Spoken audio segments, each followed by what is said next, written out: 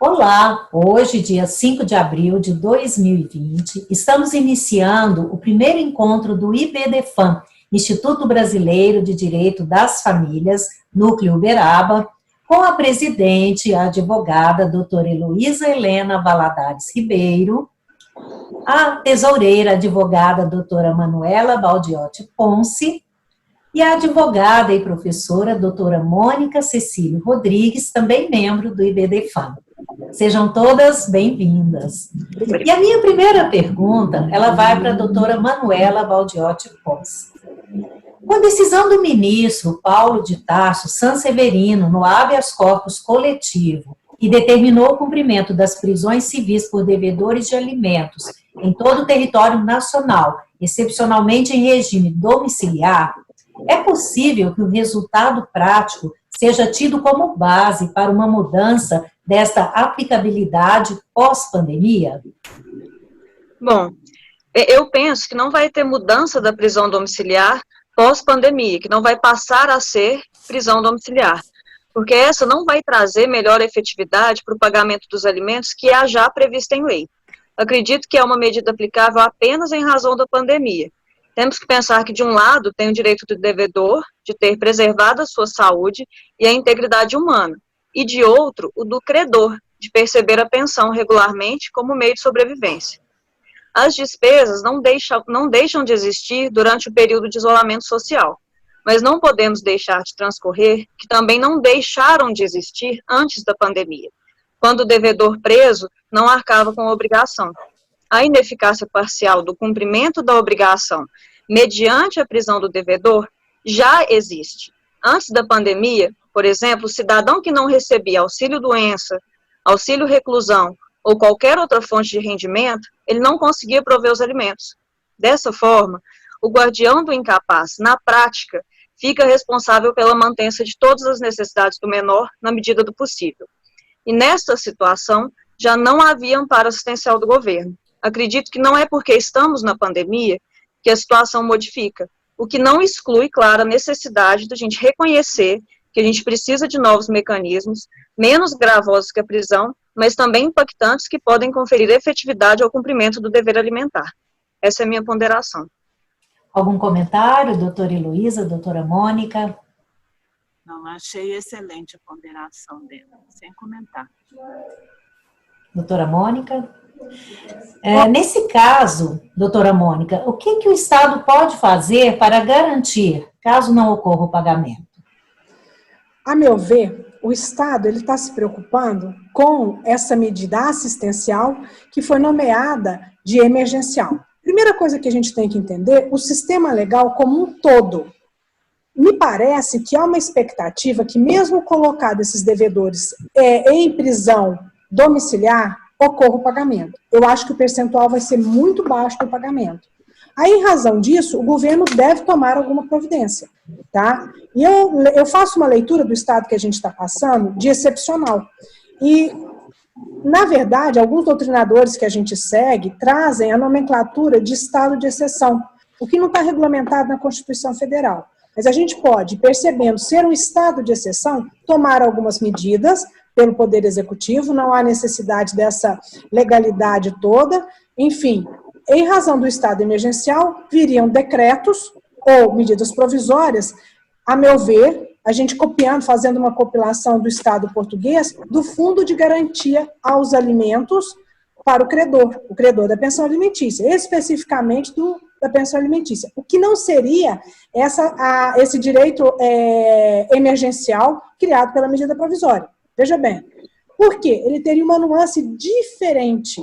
A partir do momento que comprovado que não foi pago aquele débito do devedor posto em prisão domiciliar, o credor habilitaria para receber, pelo menos de um modo mais eficaz, aquelas pensões que não foram pagas. E seguindo o que já prevê o Código de Processo Civil, pelo menos as 3 últimas. As 3 últimas em qual limite? No limite do salário mínimo.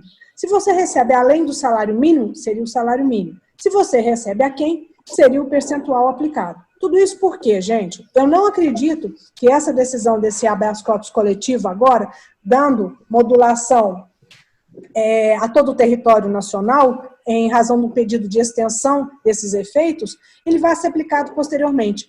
Porque o ministro do STJ, quando decide, o Paulo de Tarso, ele fala excepcionalmente. Mas, infelizmente, o nosso direito é vivo e muitas das vezes mutável. Então, eu tenho muito receio que isso acaba sendo argumento como precedente para as próximas prisões decretadas. Perfeito? E outra coisa que eu gostaria de ponderar com vocês. Quem acompanha as decisões do STJ pode perceber que existe uma grande tendência no STJ para que a prisão só seja em caso extremo mesmo. Tanto é que, quando atingida a maioridade, está sendo concedido habeas corpus, quando o devedor tem bens penhorável, está sendo concedido habeas corpus. Eu já vi modificações do procedimento entrado pelo rito de pedido de prisão, transformado em penhora. Eu acho isso um desrespeito para o credor, perfeito? Só que eu acho que a gente sempre tem que cobrar do Estado o seguinte: vocês protegeram o devedor, é indiscutível a necessidade, tá? Mas e nós, credores, como ficaremos? Porque também nós precisamos da verba alimentar para a nossa sobrevivência. Essa seria a minha ponderação. Então, vamos ver se a gente consegue nos adequar a esse exemplo, trazendo do direito português, que é o fundo de garantia. Algum comentário, doutora Manuela, doutora Heloísa? Bom, sobre esse ponto, eu vejo que o Estado, com a medida provisória com regras de redução salarial e suspensão do emprego, somado ao auxílio emergencial, já está buscando o amparo de todos, o que inclui o incapaz de uma forma escalonada. Ou seja, ao meu ver, o meu ponto de vista é que o governo já está auxiliando o trabalhador empregado e está prestando assistência por auxílio emergencial para quem não tem emprego formal e para os que preencham os demais requisitos conforme está previsto. Assim, ele está tutelando para que haja assistência aos cidadãos, incluindo aqui os obrigados a prestar alimentos que então podem cumprir com a sua obrigação, né? Então, dessa forma, o que eu visualizo ser possível é que o credor de alimentos possa, no processo da execução, requerer, por exemplo, além da penhora de salário, caso o devedor esteja empregado, que uma porcentagem do auxílio emergencial recebido pelo obrigado seja revertido a seu favor a título de alimentos, protegendo assim a subsistência de ambos. É claro, igual a doutora Mônica falou, os alimentos não podem se confundir com a renda emergencial, concordo, porém eles podem advir desta. Lembrando que em época de pandemia, todo mundo padece, e manter o padrão de vida do incapaz não deve nem ser objeto de discussão, e sim a sua subsistência, que ao meu ver está sendo tutelada. Vejam bem, vamos falar de números. A previsão é de que a renda emergencial, levando o patamar de R$600, porque a gente sabe que tem o de 1.200, será destinada a aproximadamente 70 milhões de pessoas. Ou seja, a gente está falando de mais de 126 bilhões de reais que já estão sendo disponibilizados. As despesas em razão da calamidade do isolamento geraram e vão gerar novas despesas, como a complementação salarial dos trabalhos suspensos, que eu já falei, além da imensa destinação de recursos para a área de saúde. A verdade é que não tem mais de onde tirar. Até porque com o isolamento e a ausência de movimentação financeira comercial e industrial, o Estado vai arrecadar menos recursos. Não se pode olvidar que existem outras áreas que exigem atenção e maiores gastos em tempos de calamidade, como, por exemplo, a segurança pública.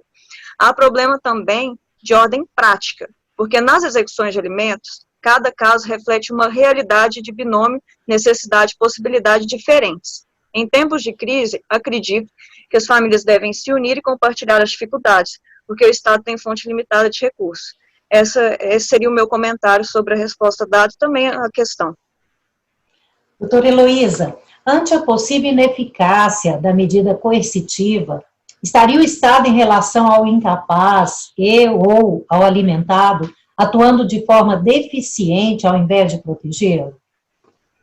Sim, com relação à fala da Manuela, primeiro, eu gostaria de fazer uma parte que é sobre o auxílio emergencial, é para aqueles que não têm contrato de trabalho. Então, se existe uma penhora para desconto do salário em folha de pagamento, não incide o auxílio emergencial.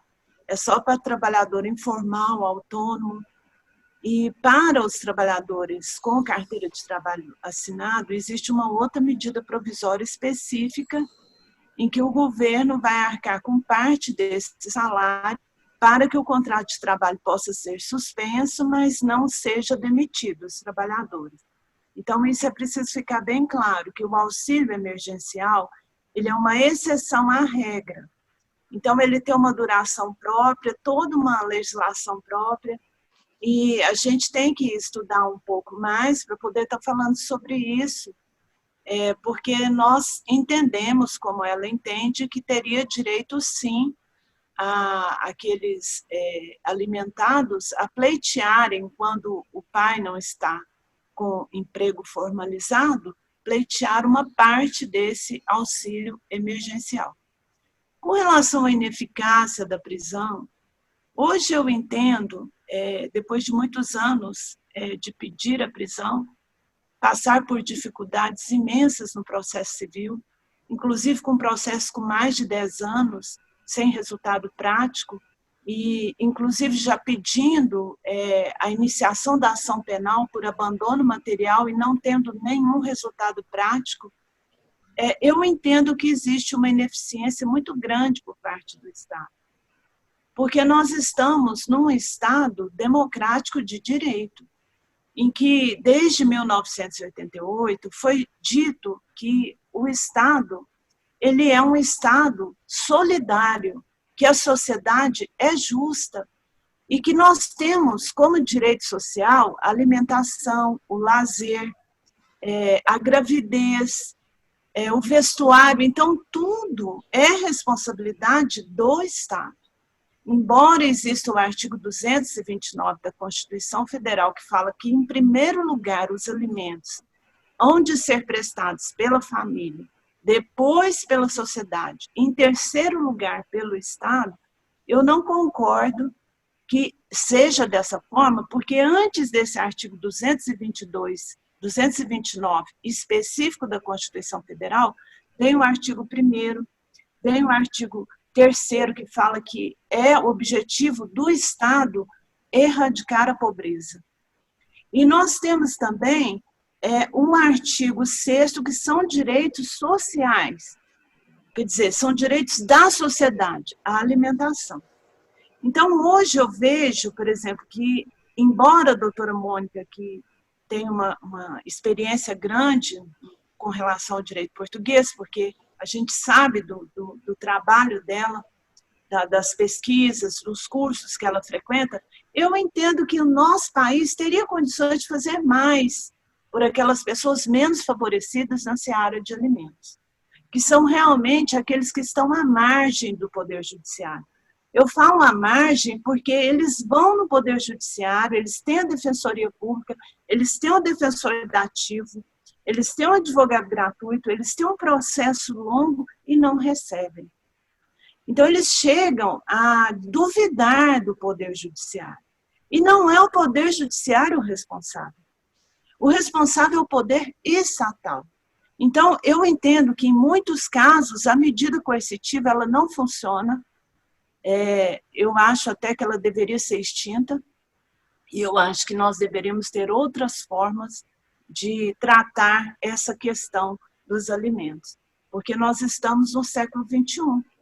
E, inclusive, se forem ler a decisão do Supremo, o Estado é responsável por não poder manter as pessoas civis durante a pandemia, porque não tem locais separados. Então, são pessoas que não têm nada a ver com crimes comuns, que o crime dele é não pagar alimentos, ele não pode ir, porque se ele pega uma doença infecto-contagiosa, que não seria o caso coronavírus, mas se ele pega mais alguma doença, a responsabilidade é do Estado. E vários locais a pessoa não tem condições de ir para a prisão, porque as prisões são verdadeiros locais de falta de higiene, falta de saúde pública. Isso está no acordo. Então, eu acho assim que o nosso Estado precisa realmente, como a doutora Manuela falou, de tratar a questão da segurança pública. Mas a primeira questão é esvaziar a insalubridade dos presídios, porque isso trata-se de dignidade da pessoa humana. Então, eu vejo dessa forma, eu já mudei meu posicionamento, né? E eu vejo dessa forma, que tem que haver uma solução. Não digo que não seja preso. Os advogados que querem a prisão têm esse direito, têm que lutar por esse direito, mas eu vejo que o Estado, ele é o único, assim, ente capaz de nos ajudar nesse problema sério que nós, advogados praticantes, enfrentamos com relação às pessoas pobres, àqueles que não têm bens, àqueles que não têm como, que não gostam de trabalhar, que não têm esforço, não tem nada. Então, eu queria deixar claro que a sociedade, eu não vejo ela como segunda, eu vejo ela, agora eu mudei totalmente minha posição, eu vejo ela nessa crise incapaz de ajudar. Ela também está sofrendo, principalmente esses meses com essa doença. Então, é só o Estado que pode nos auxiliar durante esses 3 primeiros meses e depois nós que somos cidadãos tentarmos mudar isso, porque eu vejo que o Estado é responsável sim, porque ele tem uma política capaz de ser renovada a todo instante para um bem maior que a preservação da vida humana. Eu acho que tem condições. É esse o meu parecer. Doutora Mônica, algum comentário, doutora Manuela, sobre esse assunto? Eu gostaria de fazer um comentário bem breve com relação à resposta da doutora Heloísa. É muito pertinente mesmo nós lembrarmos das normas constitucionais, principalmente no artigo 227, que expressamente ele determina a subsidiariedade do Estado. Primeiro, família, segundo, sociedade, terceiro, o Estado. E, em razão disso, nós temos a tranquilidade, e novamente eu repito, de reafirmar a necessidade do Estado ver o quê? Que nós precisamos fazendo um prognóstico daqueles inadimplentes da pensão alimentícia. Porque caso isso ocorra, e como eu já falei e repito, eu acho que o percentual de pagamento vai ser muito pouco em razão da concessão dessa prisão domiciliar. Pois bem, na intenção que eu tenho de demonstrar para todos vocês é que, quem sabe, nós poderíamos nos adequar, claro que com todas as reservas do nosso país, que é de uma extensão territorial muito grande, com relação a esse fundo de garantia que existe no governo português. Por quê? Porque, na verdade, eu entendo que seria o Estado como subsidiário à responsabilidade da pensão alimentícia. Em princípio, eles preocuparam de salvar, óbvio, não se discute isso, de salvar a vida do devedor. Mas e do menor? Como é que ele vai ficar esse crédito? Fica sem receber? Põe na conta de quem?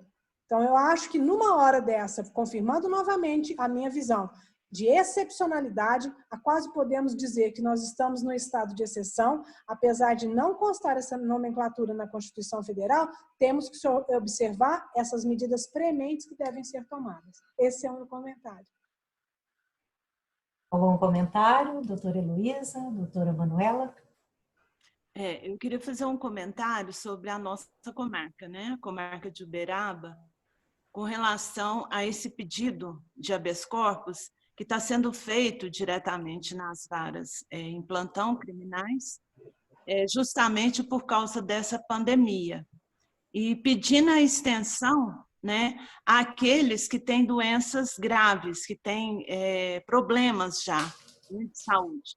Então, nós temos aqui a doutora Letícia, ela está trabalhando arduamente, está verificando caso por caso na área criminal para ela poder liberar. Então, não é todas as pessoas que estão colocadas em liberdade, quando se está respondendo por uma punibilidade na esfera criminal. E isso é objeto da nossa observação para a gente entender que o Estado ele é corresponsável quando ele defere ou indefere um habeas corpus. Então, quer dizer, por essa razão, eu acho muito importante que o Estado se preocupe futuramente, como nós estamos conversando agora, como serão as prisões na área domiciliar com relação aos alimentos. 3 meses só não funciona, e ele poderá, então, inovar, como eu falei, para aquelas famílias que realmente não acham o devedor, que não recebem, que nem a penalidade que existe no Código Penal do abandono material funciona.